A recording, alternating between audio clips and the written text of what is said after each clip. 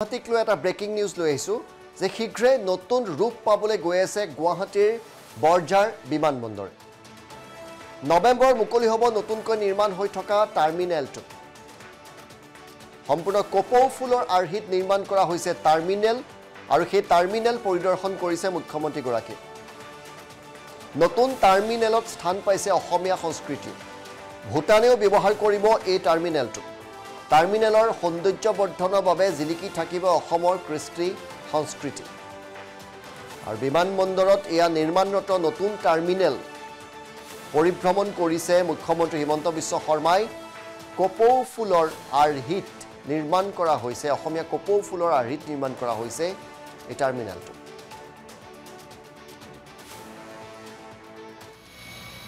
Gelephu mindfulness চিটিৰ delegation এটা আজি গুৱাহাটীত আহিছিলে।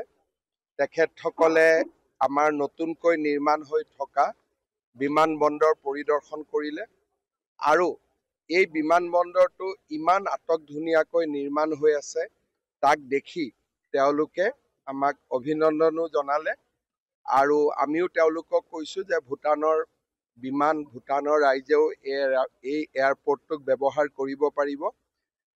নৱেম্বৰৰ শেষৰ ফালে এই বিমানবন্দৰটো আমি ৰাইজৰ বাবে মুকলি কৰি দিম।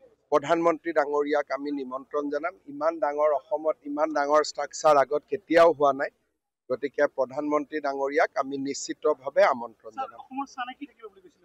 ইয়াতে গোটেই আপোনালোকে দুদিনমান পিছত আপোনালোকক দেখুৱাব আনিব। ইয়াতে গোটেই কপৌ ফুল আৰু বাঁহ, ইয়াত সকলো অসমেই আছে, অসমৰ বাদে ইয়াত আৰু একো নাই।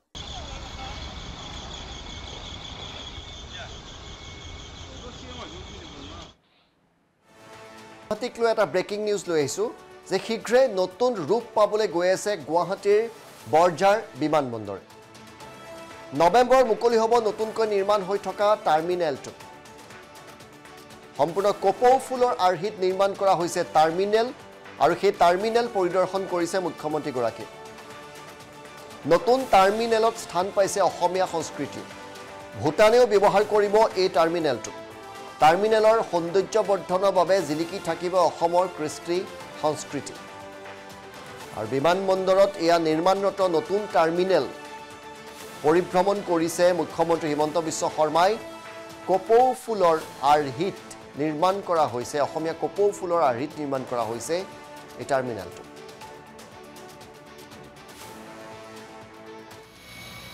গেলেফু মাইণ্ডফুলনেছ চিটিৰ ডেলিগেশ্যন এটা আজি গুৱাহাটীত আহিছিলে।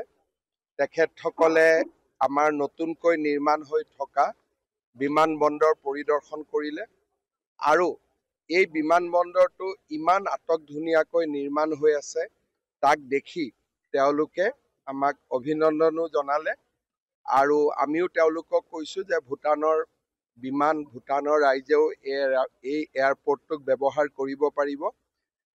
নৱেম্বৰৰ শেষৰ ফালে এই বিমানবন্দৰটো আমি ৰাইজৰ বাবে মুকলি কৰি দিম। প্ৰধানমন্ত্ৰী ডাঙৰীয়াক আমি নিমন্ত্ৰণ জনাম। ইমান ডাঙৰ অসমত ইমান ডাঙৰ ষ্ট্ৰাকচাৰ আগত কেতিয়াও হোৱা নাই, গতিকে প্ৰধানমন্ত্ৰী ডাঙৰীয়াক আমি নিশ্চিতভাৱে আমন্ত্ৰণ জনাম। ইয়াতে গোটেই আপোনালোকে দুদিনমান পিছত আপোনালোকক দেখুৱাব আনিব। ইয়াতে গোটেই কপৌ ফুল আৰু বাঁহ, ইয়াত সকলো অসমেই আছে, অসমৰ বাদে ইয়াত আৰু একো নাই।